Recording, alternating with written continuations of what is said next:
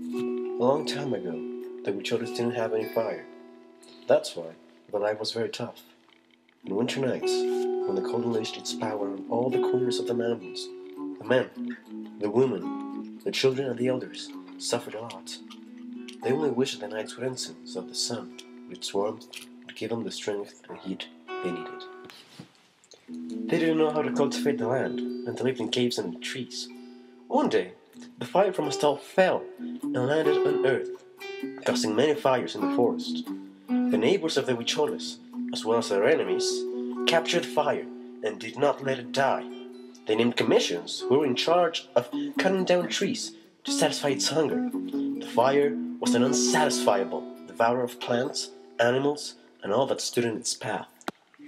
To prevent the Huicholes from stealing their treasure, they organized a powerful army commanded by the tiger. Many Huicholes tried to steal the fire, but died in the attempt, filled with the arrows of their enemies. Inside a cave, the deer, the armadillo, and the possum made a decision to give the Huicholes that powerful armament. But they didn't know how to accomplish their task. That's when the possum, who was the most abused animal of them all, said, "I, the possum, promise to bring the fire." There was a general mockery towards the poor animal.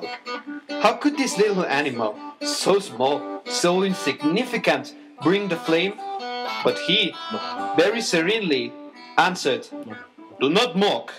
As the saying goes, skill is better than strength. You'll see how I keep my promise. I will just ask for one thing.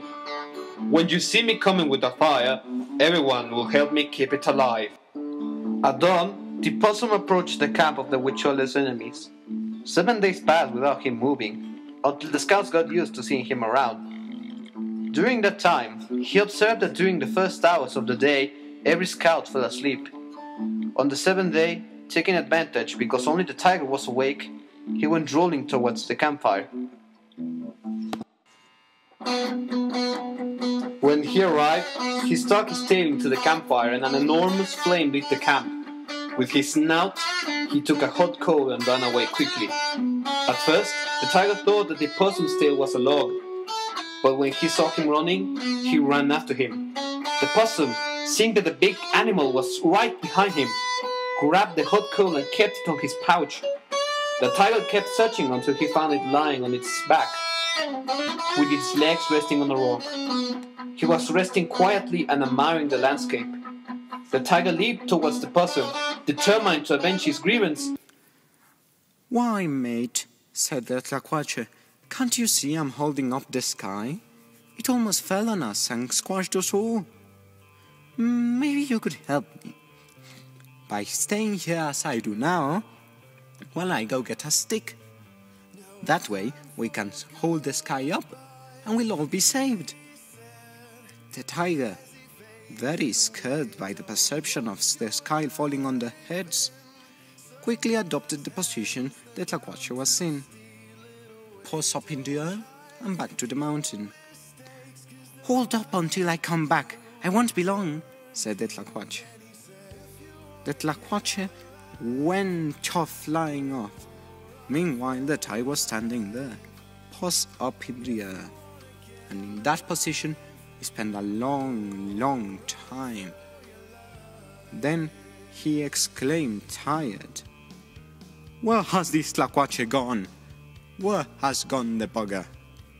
The tiger used to protest. He kept on waiting without moving. But soon he could hold that position no longer. "I'm going, even if the sky falls down," the tiger said. Quickly got up, but he was amazed to see that nothing happened at all. Everything's still in their place, nothing's been squashed. The Tlacuache had tricked him again. He went out to look for him, enraged. He found him in the top of a mountain, eating corn. The full moon shining up in the sky. As soon as the Tlacuache saw him coming, he made it look as if he was counting the grains, and quickly told him, "Look here, mate, do you see that house down there? There they sell really good cheese. We could buy a lot of it with this money. But I don't see how we will reach that house, said the tiger. It's easy, mate. We just need to jump. It's easy, mate. Just a jump. I've jumped many other times and nothing has happened, argumented the possum. Okay, let's jump together. I don't want you to stay up here. Go down first and escape. While the tiger was picking up the little pieces of corn, thinking it was money, the possum took the opportunity to stick his tail in a crack, without the other ever realizing it. Both of them stood at the edge. When the tiger said, "Now!" the possum jumped but didn't move due to his tail being stuck.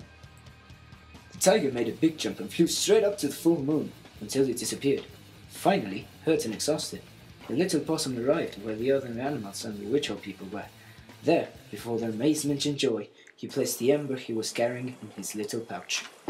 Everyone knew they had to act quickly so that the fire survived. So they raised the fire, they cuddled it and fed it. Soon a beautiful flame had grown. After healing their benefactor, the witch people danced happily all night. The generous animal, who had passed so many troubles to bring the fire, lost the fur from his tail forever. Yet he lived joyfully because he did a great deed for the people. It is also the tiger is still on the moon and can be seen standing with his jaws open.